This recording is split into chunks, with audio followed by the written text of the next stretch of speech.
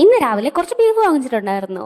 Beef തൽക്കാലം അവിടെ rest എടുക്കട്ടെ, നമുക്ക് പോയി രാവിലത്തെ കാപ്പി കുടിച്ചിട്ട് വരാം. അപ്പം രാവിലെ കഴിക്കാനായിട്ട് നമ്മുടെ പുട്ടാണ്.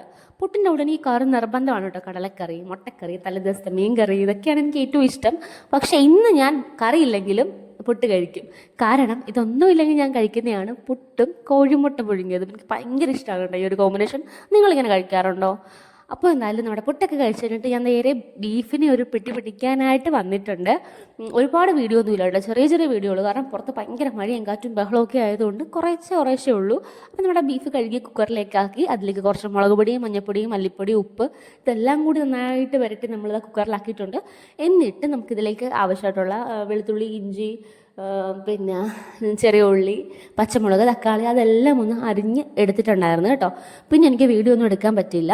അപ്പോൾ അതെല്ലാം കൂടെ വഴറ്റി അത് കഴിഞ്ഞിട്ട് ഞാൻ പോയി കുളിച്ചിട്ട് വന്നത് ചോറ് കഴിക്കാനായിട്ട് എടുത്തിട്ടുണ്ടായിരുന്നു. അപ്പോൾ ചോറിൻ്റെ കൂടെ കറിക്ക് പ്രത്യേകിച്ച് കറികളൊന്നും ഇല്ലായിരുന്നു കേട്ടോ. കാരണം നമുക്ക് പച്ചക്കറിയൊന്നും ഇല്ലായിരുന്നു, എല്ലാം തീർന്നിട്ടുണ്ടായിരുന്നു. ഒരു തക്കാളിയും പിന്നെ ഒരു മുരിങ്ങക്കായും ഒക്കെ അവിടെ കിടപ്പുണ്ടായിരുന്നു. അത് വെച്ചിട്ടൊരു ചാറുകറി വെച്ചു. പിന്നെ നമ്മുടെ സാലഡും കൂടി വെച്ചിട്ടുണ്ടായിരുന്നു. അപ്പോൾ ചോറെടുത്തു, സാലഡ് വെച്ചു, അതിലേക്ക് നമ്മുടെ ചാറുകറി ഒഴിച്ചു, പിന്നെ നമ്മുടെ ബീഫും കൂടെ ഒഴിച്ചിട്ടുണ്ട്. അപ്പോൾ ഇത്രയൊക്കെ ഉള്ളൂ, തട്ടിക്കൂട്ട് കറികളാണ്. അപ്പോൾ എൻ്റെ വീഡിയോ ഇഷ്ടപ്പെടുവാണെങ്കിൽ ചാനൽ സബ്സ്ക്രൈബ് ചെയ്യാൻ മറക്കല്ലേ. ഞാൻ ബീഫ് കറി കൂട്ടി ചോറ് വെച്ചിട്ട് വരാം.